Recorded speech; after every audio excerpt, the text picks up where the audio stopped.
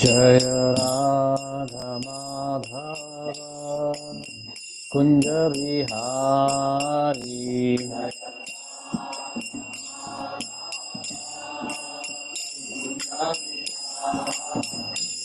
जय राधा माधव कुंज बिहारी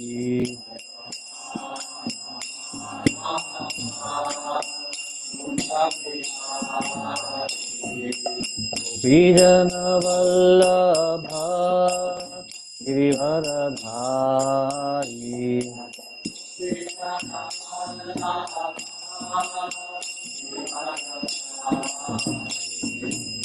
बीजन वल्लभ गिरिवरधारी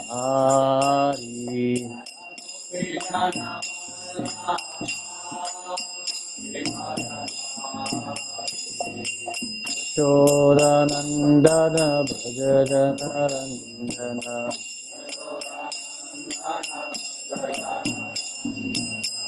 यशोदानन्दन भज जनरञ्जन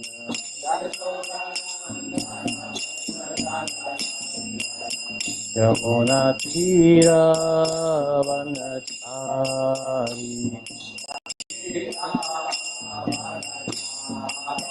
यमुनातीरावनचारी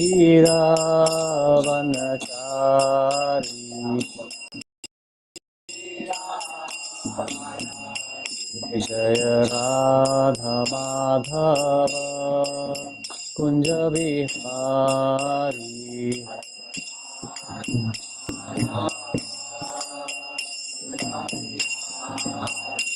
जय राधा माधव कुंज बिहारी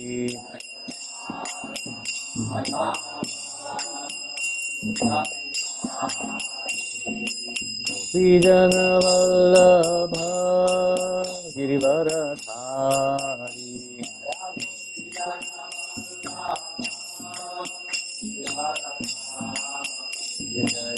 बीजन वल्लभ गिरिवरधारी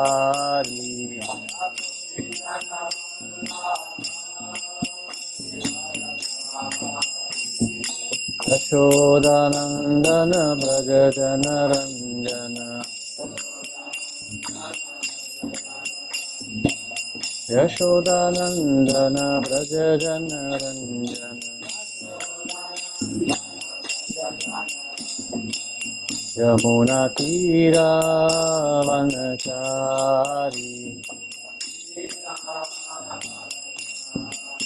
यमुनातीरावनचारी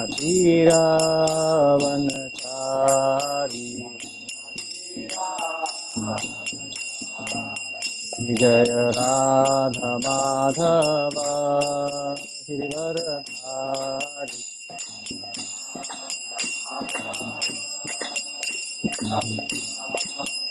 जय राधा माधव कुंज बिहारी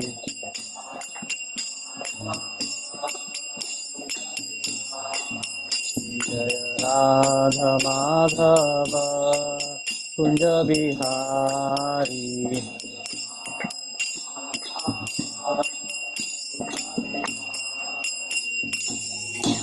जय ओम Vishnupad Paramhans Parivrajakacharya Ashtottara Shata Shri Srimad his divine grace Srila Bhakti वेदांत स्वामी प्रभुपाद की जय ओम Vishnupad Paramhans Parivrajakacharya Ashtottara Shata Shri Srimad his divine grace Srila Bhakti सिद्धांत सरस्वती गोस्वामी ठाकुर महाराज की समावेत गौर भक्तवृंद की हरे Krishna. Yeah. So we're going to study from Bhagavad Gita, 18th chapter, text 67, 68 and 69. Yeah. Om Ajnanatimirandhasya Jnananjanashalakaya Chakshurunmilitam Yena Tasmai Shri Guruve Namah. Nama Om Vishnu Padaya Krishna Prishthaya Bhutale Srimate Bhaktivedanta Swami Niti Namne Namaste Saraswati Deve Gauravani Pracharane Nirvishesha Shunyavadi Paschatya Deshtarane Jai Shri Krishna Chaitanya Prabhu Nityananda Shri Advaita Gadadhara Shiva Sadi Gaura Bhaktivinoda Hare Krishna Krishna Krishna Hare Hare Hare Ram Ram Ram Hare Hare. Okay.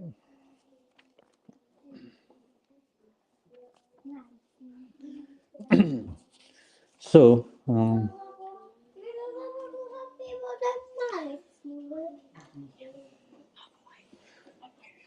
so we're now beginning, this is the last last day of November. So the 1st of December is the month when we start with the book distribution globally. So we distribute the scriptures at a very massive scale all across the world. So, yeah. So,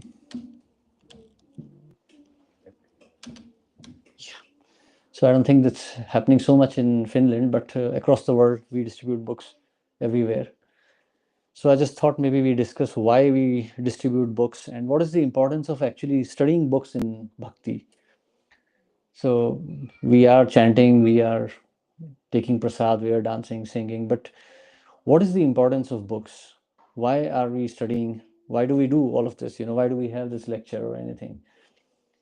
So that Krishna himself explains in the Bhagavad Gita. So I thought we should just have a small discussion on it. So Bhagavad Gita text 67. Idam te nata paksapaskaya na bhaktaya kadachana na chashushushrave vachyam na cha mamyo bhayusyati. This confidential knowledge may not be explained to those who are not austere or devoted or engaged in devotional service, nor to one who is envious of me. Purport. Persons who have not undergone the austerities of religious process. I think the children are getting restless. Maybe you can take them outside.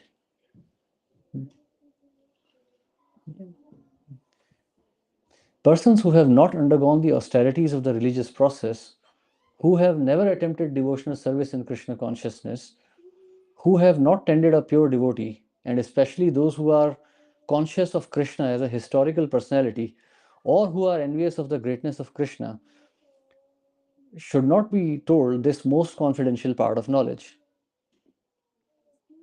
If children are feeling disturbed, please, you can go outside. There's play area. You can play there. Yeah. It is, however, sometimes found that even demonic persons who are envious of Krishna, worshipping Krishna in a different way, take to the profession of explaining Bhagavad Gita in a different way to make business. But anyone who desires actually to understand Krishna must avoid such commentaries on Bhagavad Gita. Actually, the purpose of Bhagavad Gita is not understandable to those who are sensuous, even if it is not sensuous, but it is strictly following, even if one is not sensuous, but strictly following the disciplines enjoined in the Vedic scriptures. If he is not a devotee, he also cannot understand Krishna. Even when one poses himself as a devotee of Krishna, but is not engaged in Krishna conscious activities, he also cannot understand Krishna. There are many persons who envy Krishna because he has explained in the Bhagavad Gita that he is the supreme and that nothing is above him or equal to him. There are many persons who are envious of Krishna. Such persons should not be told of the Bhagavad Gita, for they cannot understand. There is no possibility of faithless persons understanding Bhagavad Gita and Krishna. Without understanding Krishna from the authority of a pure devotee, one should not. Please take the children outside. They're disturbing everyone in the class. There is no possibility of faithless persons understanding Bhagavad Gita and Krishna. Without understanding Krishna from the authority of a pure devotee, one should not try to comment upon Bhagavad Gita. So, these are 3 verses. So, very interesting point that all through the hour when Bhagavad Gita was spoken on the battlefield of Mahabharat, Kurukshetra, Krishna was explaining different aspects of self-realization. He's explaining what is soul, what is the body, what is the distinction between body and the soul, what is the supreme, Brahman, what is the origin of soul, how do we realize the Brahman, what is the purpose of human life, and what are the ways of realizing different yogic processes. Everything was explained. So, in this way, Krishna has explained the whole philosophical process, but at the very end, when all the instructions are complete, Krishna tells Arjun not to speak this philosophy to those who are not austere or pure or envious. So, if we consider today's context, we'll see that practically everyone belongs to the same category, especially in this age of Kali. Nobody is austere, nobody is pure. Actually, the knowledge of the Vedas is meant for those who are in the Brahminical order of life. In the Bhagavad Gita itself, Krishna has explained the seven qualities of Brahmanas, austerity, purity, knowledge, mercy, so many qualities. Seven qualities of Brahmanas, seven qualities of Kshatriyas, three qualities of Shudra, Vaishyas, and one quality of Shudra. So these qualities have been mentioned, and these qualities are qualifications which help one understand the Supreme. So Krishna here is explaining that without possessing these qualities, no one can understand the Supreme. So why is Krishna then saying all of this? Why did Krishna spend so much time? Because as we see here, Arjuna himself does not belong to the Brahminical order of life. And here also he's standing and he's lamenting. In the very beginning of Bhagavad Gita, second chapter, Krishna explains that those who lament unnecessarily are to be considered Shudras. Those who are wise, Krishna says, those who are wise lament neither for the living nor for the dead. One who is qualified. What is the cause of lamentation? Krishna has explained in the second chapter already. And still we see that Arjun was lamenting. And still, Krishna did not wait for Arjun to undergo any austerities. He explained the whole of Bhagavad Gita. And yet now he is contradicting himself. So, how is that possible? So, here Srila Prabhupada explains that there is but one quality of Arjun which Krishna has accepted. Krishna says, Shishyasteham Shadhimam Twam Prapannam. I surrender to you. Krishna has surrendered, Arjun has surrendered to Krishna. So Krishna is saying it cannot be explained to those who are envious to me. So Arjun is not envious. So for that one qualification, Krishna has explained the whole of Bhagavad Gita. And as we see from the second chapter of Bhagavad Gita itself, fourth chapter, Krishna is explaining that this knowledge was given to the great personalities like sun god Vivaswan or Manu. So this knowledge has been explained from many, many times in the past. So this knowledge, Krishna is explaining this knowledge to Arjun because he has surrendered. Actually, in the present age, everyone is more or less sensual and envious of the Supreme Lord. No one is following any principles. This is the age of Kali. Kalau Shudra Sambhava. There are no principles. We can see there are big, big societies of this world, but they are only dedicated to sense pleasures. Ahara Nidra Bhaya Maithun. This is all the society is all about. When was Parikshit Maharaj was given the information that now, Parikshit Maharaj actually he saw the symptoms of Kali Yuga manifesting. People were becoming quarrelsome. People were not following religious instructions. People were beginning to lie and cheat. So Parikshit Maharaj, he was grandson of Arjun, he was very disturbed. Parikshit Maharaj was no ordinary king. He had seen Krishna within the womb of his mother. Before his appearance in this world, he had already seen Krishna. So his name was Parikshit because he was searching for the Lord. Parikshit, one who tests, one who's always testing. So he was searching for the Lord when he was born. So he was a self-realized soul before taking birth. And naturally, as a pure devotee of the Lord, his only concern was to see that everyone goes back to Godhead. See, Krishna is saying in the Bhagavad Gita that the purpose of all activities is to understand the Supreme. In the Srimad Bhagavatam also, Srila Vyasadeva has explained this fact. Kamasya nendriya pritir labho jiveta yavata jivasya tattva jigyasa nartho yascheha karmabhi. That the living entity will have desires. Every living entity has desires. But these desires should never be turned towards sense gratification. So please try to understand, this is a very deep topic. This body is merely a vehicle, and the senses are just appendages. The living entity takes this body. Right now, we are convinced that we are human beings. We find this building, we find this technology all very wonderful. But right outside this building, there are many earthworms, there are frogs and animals. They're not at all concerned with all of this. If you take a dog from outside and bring him inside the building, he'll not appreciate the architecture. He'll simply appreciate the warmth and some food inside. That's his only concern. Ahara nidra bhaya maithun. That's the only concern. And what kind of a food will a dog accept? Some bone, some meat. The dog will not want to eat some very nice prasadam that you are making in sattvagun. No, he doesn't appreciate any of that. A tiger will appreciate a raw meat. You cannot cook for a tiger. You can't make some sabji chapati. You have to offer him raw meat. That's his food. So every living entity has taken a particular type of body and has developed particular type of desires suited to that body. There is nothing glorious in that. One may say, oh, we have such a glorious civilization, Roman civilization, Greek civilization, Indian civilization. But these are just external manifestations of our consciousness. There is nothing very glorious about this. So, with our intelligence, when we try to engage in activities to gratify these senses, that is not considered very glorious. Kamasya nendriya pritir. So you will have desires. Actually, desires are ahara nidra bhaya maithun. But don't turn these desires to just gratifying these senses. You have your intelligence, you have your desires. Turn them to the actual purpose of life. To the actual purpose of life. So many students have come to this country. You're not here to enjoy the clubs and the malls here. You should use your intelligence to understand your subject matter. Graduate in your subjects and then try to earn a living, even though there will be so many distractions. So, scriptures are advising that one should use one's intelligence to just understand the real purpose of life. Jivasya tattva jigyasa na artho yascheha karmabhi. So, while living, one should simply try to understand the Supreme. Jivasya tattva jigyasa. When you are living, just try to understand the Supreme.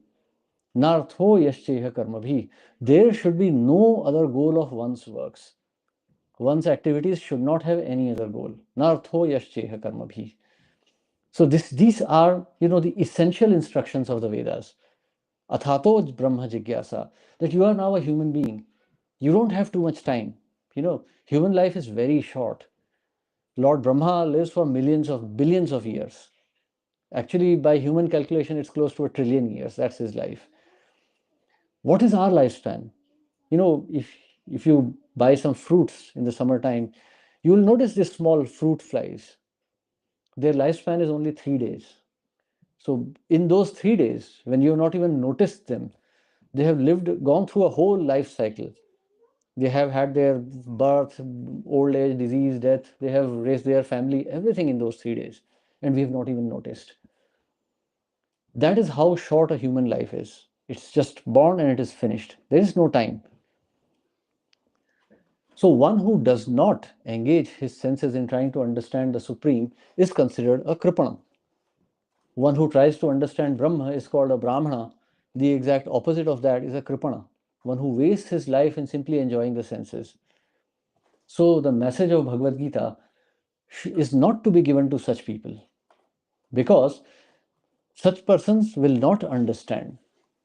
For example, if you go to a university and you try to understand some subject matter, you need to have some basic qualification. You need some basic qualification. If you don't have the basics, you will not understand any advanced subject matter. If you want to become a doctor, you go to a medical college and you sit in the classroom, and the teacher comes and he starts explaining the human anatomy, and then you stand up and ask, sir, what do you mean by blood? So the next question is, like, have you studied biology? Do you understand what life means? If you don't have that knowledge, how will you understand that subject? So this knowledge is not meant for those who don't even have a desire to understand the absolute truth. So that's the warning given by Krishna. Yet, however, the devotees of the Lord do this preaching. So why do we do this then? Why are we supposed to do this? So Krishna explains in the next verses, next few verses, Krishna explains this. Shraddhavan anusuyascha shnuyadapi yo nara sopi mukta subhalokan prapnuyat punya karmana. And one who listens with faith and without envy becomes free from sinful reaction and attains to the planets where the pious dwell. In the 67th verse of this chapter, the Lord explicitly forbade the Gita's being spoken to those who are envious of the Lord. In other words, Bhagavad Gita is for the devotees only. But it so happens that sometimes a devotee of the Lord will hold open class, and in that class, all the students are not expected to be devotees. Why do such persons hold open class? It is explained here that although everyone is not a devotee, still there are many men who are not envious of Krishna. They have faith in him as the Supreme Personality of Godhead. If such persons hear from a bona fide devotee about the Lord, the result is that they become at once free from all sinful reactions and after that attain to the planetary system where all righteous persons are situated. Therefore, simply by hearing Bhagavad Gita, even a person who does not try to be a pure devotee attains the result of righteous activities. Thus, a pure devotee of the Lord gives everyone a chance to become free from all sinful reactions and to become a devotee of the Lord. Generally, those who are free from sinful reactions are righteous. Such persons very easily take to Krishna consciousness. The word punya karmanam is very significant here. This refers to the performance of great sacrifice. Those who are righteous in performing devotional service, but who are not pure, can attain the planetary system of the pole star or Dhruvaloka, where Dhruv Maharaj is presiding. He is a great devotee of the Lord, and he has a special planet which is called the pole star. So, when we preach this message, there are many people who may not be pure, who may not be very austere, or who may not be very knowledgeable, but they have some inclination to understand the Supreme. We preach for such persons. The objective of preaching is not to create huge congregation, to bring thousands of people, but anyone who's willing to understand. Srila Prabhupada says, he quotes his spiritual master Srila Bhaktisiddhanta Saraswati Thakur, that we pour buckets of blood to just make one devotee. It doesn't matter. It may take years and years. It may take thousands of people. But if one soul becomes delivered, that's the perfection of preaching. And that's the reason why we preach this message. There may be thousands and thousands. Manushyanam sahasreshu kaschid yatati siddhaye. There will be thousands of people. Out of thousands of people, one may be actually interested. So we are waiting for that one person. We broadcast this message so that one may listen. Sometimes the government makes these broadcasts, we make these announcements. Please apply for this job. So one who's qualified will come. So that's the reason why we preach. And by preaching, actually, this is also the instruction of the Supreme Lord. Jare dekha tare kaha Krishna upadesh, amara agya hai guru taraha desh. The similar thing Prahlad Maharaj says. So when the Lord has killed the demon Hiranyakashipu, and then he asks Prahlad Maharaj, to ask for some benediction. So Prahlad Maharaj says that I don't need anything from you. You are already my objective. I have attained whatever. But I am just worried about these foolish people who think that this material life is all in all. Maya sukhaya bharam udvahato vimudhan. These fools, they think that this material life is actual happiness. They are engaged in these day-to-day activities and they think that this is the goal of life. He's speaking with reference to his own father, Hiranyakashipu, but essentially this applies to all of us who take this day-to-day life to be all in all. Ahar, nidra, bhai, maithun, eating, sleeping, mating, and defending.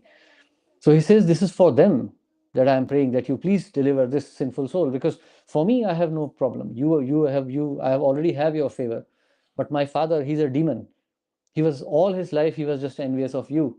I do not see any salvation for him. So please, please deliver him. So this is the mood of a preacher of Krishna consciousness. We're not doing it for ourselves. We're just doing it as an instruction from the Supreme Lord. We're doing it as a service to the humanity, doing it as a service to the Supreme Lord, as a service to the spiritual masters. But What happens when we do it? So that is also explained in the Bhagavad Gita. न च तस्मान् मनुष्येषु कश्चिन् मे प्रियकृत्तमः भविता न च मे तस्माद् अन्यः प्रियतरो भुवि. So before that, Krishna says, Ya idam paramam guhyam mad bhakteshva abhidasyati bhaktim mayi param kritva mame vaishyatya asamshaya. For one who explains, and please hear this very carefully, for one who explains the supreme secret to the devotees, devotional service is guaranteed, and at the end he will come back to me. Generally, it is advised that Bhagavad Gita be discussed amongst the devotees only. For those who are not devotees will neither understand Krishna nor Bhagavad Gita. Those who do not accept Krishna as he is and Bhagavad Gita as it is should not try to explain the Bhagavad Gita whimsically and become offenders. Bhagavad Gita should be explained to persons who are ready to accept Krishna as the Supreme Personality of Godhead. It is a subject matter for the devotees only and not for philosophical speculators. Anyone, however, who tries sincerely to present Bhagavad Gita as it is will advance in devotional service and reach the pure devotional state of life. As a result of such pure devotion, he is sure to go back home, back to Godhead. न च तस्मान् मनुष्येषु कश्चिन् मे प्रियकृत्तमः भविता न च मे तस्माद् अन्यः प्रियतरो भुवि. There is no servant in this world more dear to me than he, nor will there ever be one more dear. And when I say this, it's a very difficult thing to preach. So, in fact, there was one spiritual master in the movement of Ramanujacharya. His name was Dr. Lakshmi Tattacharya. He, in one of his lectures, he was explaining that the very first qualification of an acharya actually is that he doesn't want to be an acharya.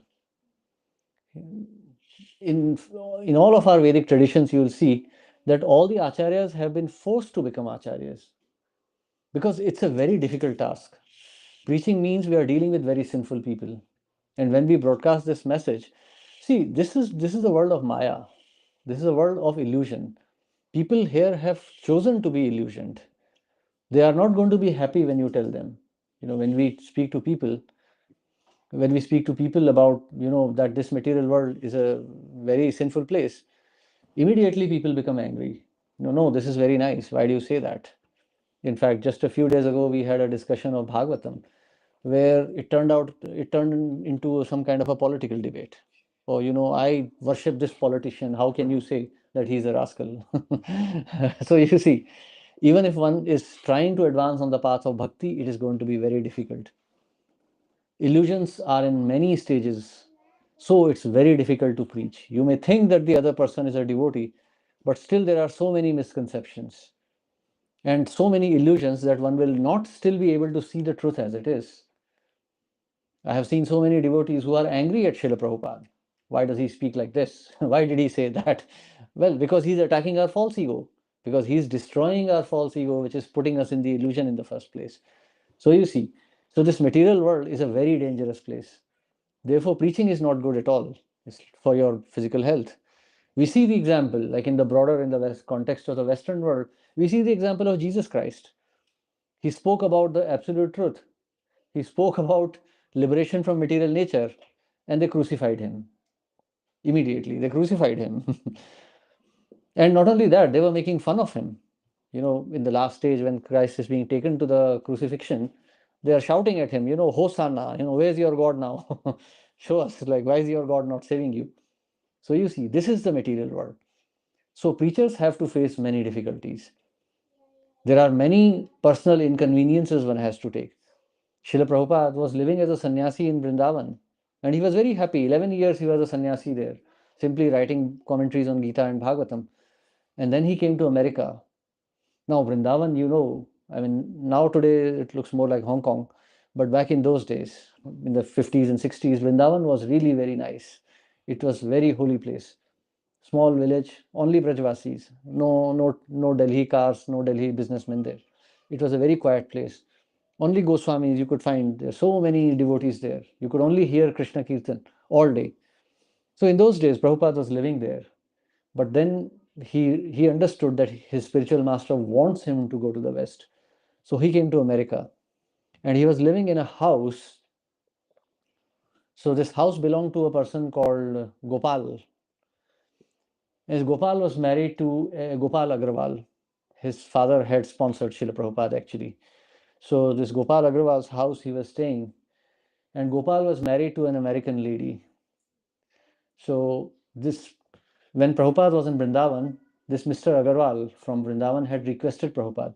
He said, "My son will sponsor your trip to America. Please go and live with him.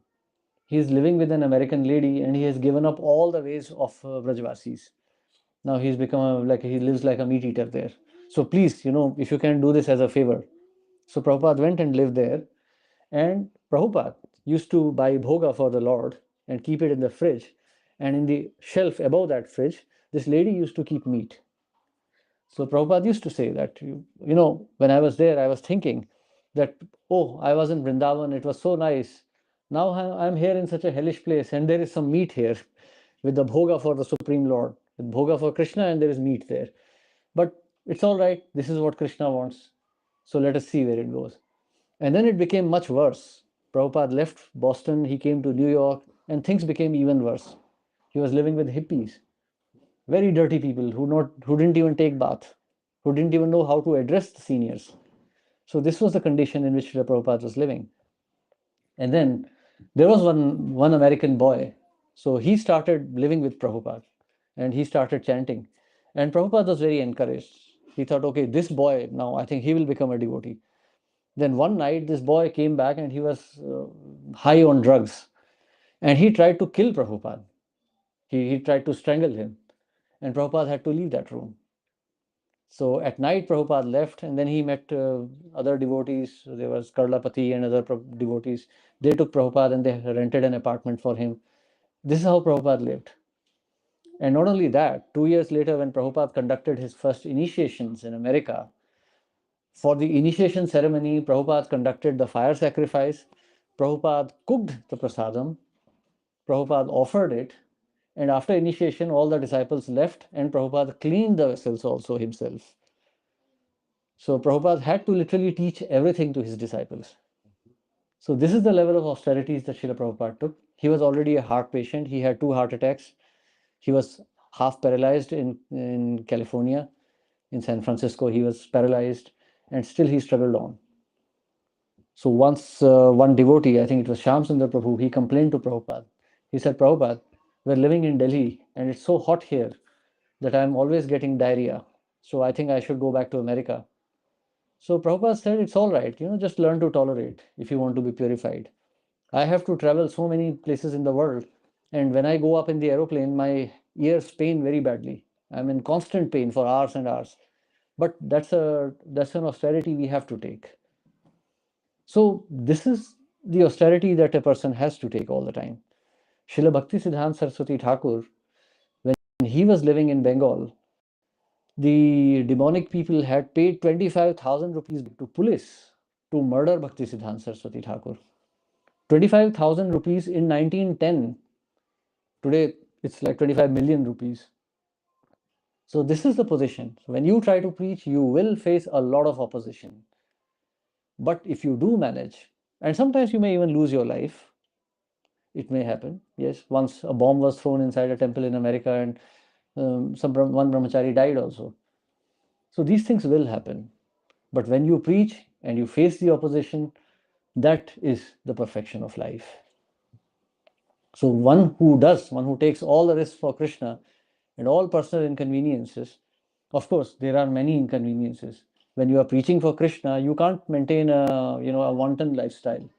You can't have a loose life. It is a life of austerity and discipline, a life of sacrifice. When you do manage it, Krishna is very pleased. So Krishna is saying here, bhavata nacha me tasmad anya priyataro bhuvi. So there is no person dearer to me. So you see, what is the meaning of love without sacrifice? You can't say, okay, I love you, but I won't sacrifice anything for you. Please, buy your own stuff. I'll not do anything for you. No, love means sacrifice. You see, there are children here. Mothers have to sacrifice so much for children, so much personal inconvenience, so much pain. Actually, There's, I don't know medical statistics, but approximately there's a 40% chance that a mother may die giving birth to a child. So there's so much inconvenience. And that is only on a material platform. So if we can take so much pain and make so much sacrifice on a material level, why can't we do this for the supreme benefit? So if we can do this for Krishna, the life will be perfect. So, if so, I'm not saying that we need to do something really big, but please try to understand Krishna.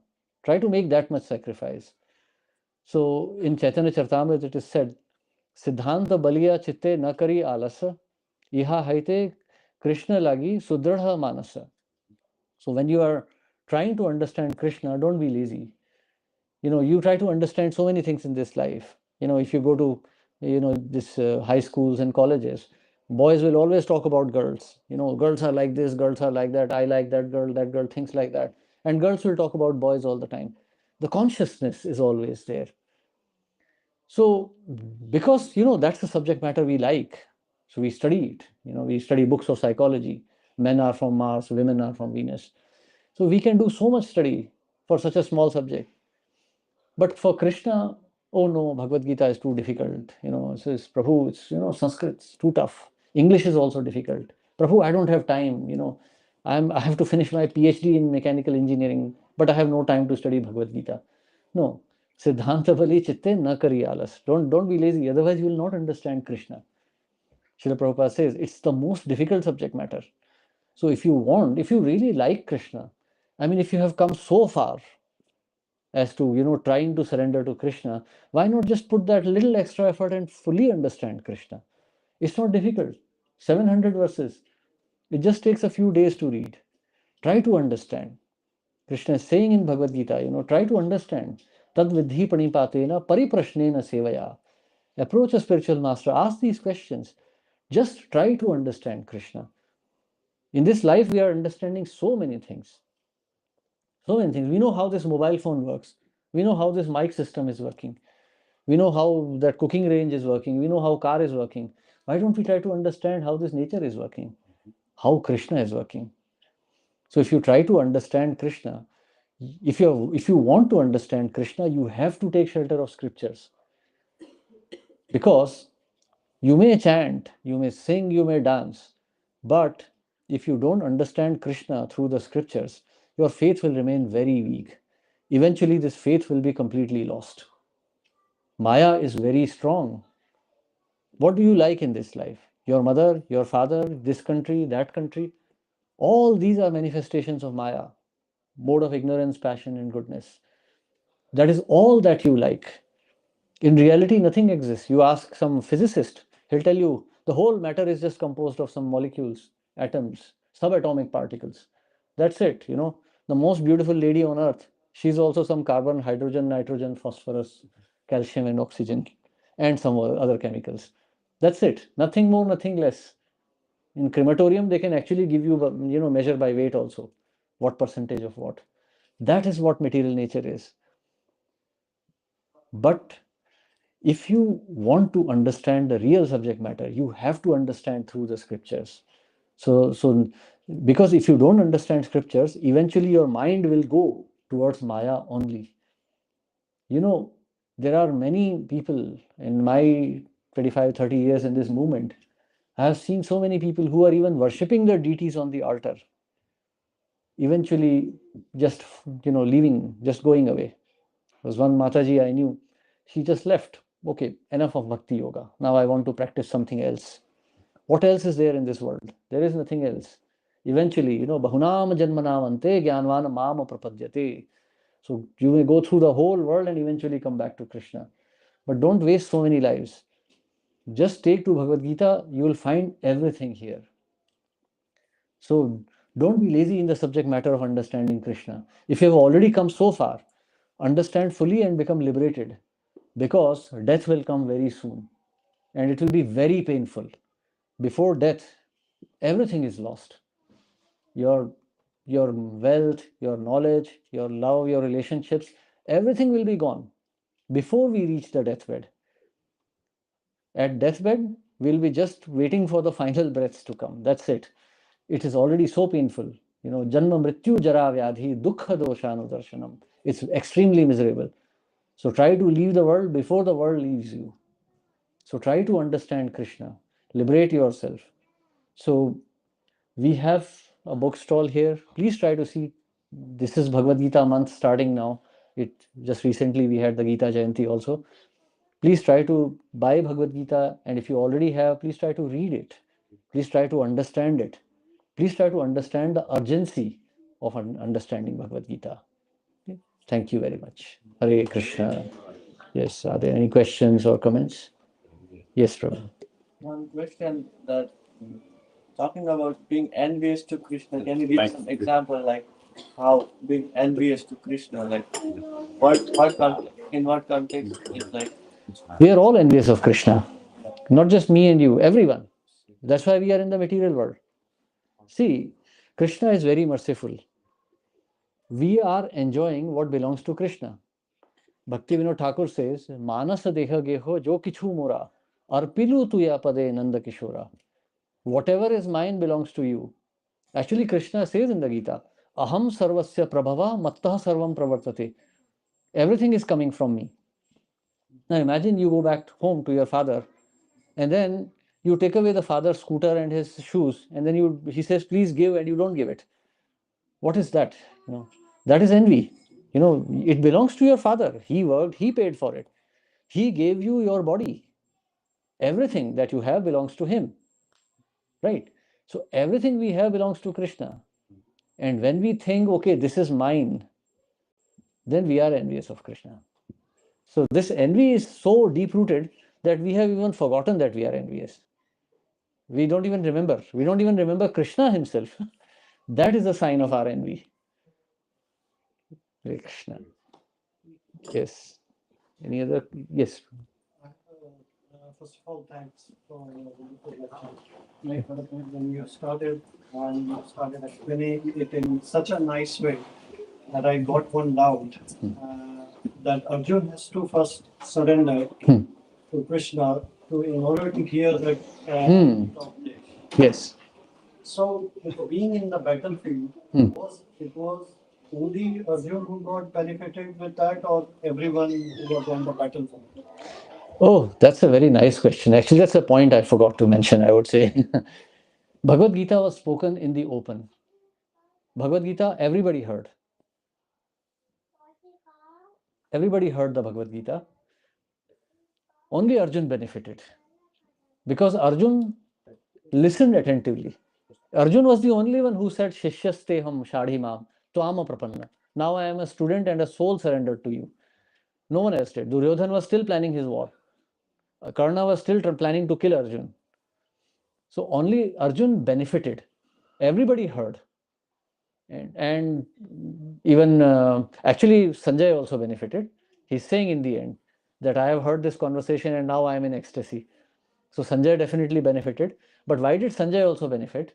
Because Sanjay was a student of Vyasadeva and he had surrendered to Vyasadeva. See, when I put it, let's put it in very simple language. Surrender is not something something very complex or something very grand. Surrender means just pure loving surrender. We are surrendered to our mother, father, our husband, our wife. That's surrender. So lovingly acceptance, loving acceptance, that we can call surrender. Arjun lovingly accepted Krishna. In the second chapter, he says, Shishyasteham, I am your student. I am now your student. But in the 11th chapter, he calls Krishna Kamalalochanam, oh my lotus-eyed Lord. So between these 10 chapters, Arjun's surrender has deepened more and more. Now he's in full affection of Krishna. So we can see that even though Krishna is speaking such a complex subject matter, Krishna is actually, he calls Arjuna a fool also in the beginning. You are talking, pragya vadamscha bhashasi, you are talking like a knowledgeable man. But still, Arjun is understanding the love of Krishna and he's reciprocating affectionately. So when we lovingly accept this message, it becomes very easy to understand. See, suppose when you were a child, you may be eating a lot of sweets or something. Your mother told you not to eat. No, don't eat this. She may even slap you. But she will not do that to the neighborhood child. If the neighbor's child is eating 20 sweets, your mother will not say anything. Why is that? Because you have surrendered to your mother, not the neighbor's son. Your mother may want his benefit, but she will not say anything. But for you, she'll be very strict. She'll even slap you. Don't eat so much. So that is Krishna. Hare Krishna. Yes, okay. Anybody else? We have 1 minute. Any other? Okay. So thank you, everyone. Hare Krishna. Srila Prabhupada ki jai. Granth Raj Srimad Bhagavad ki jai. Hare Krishna.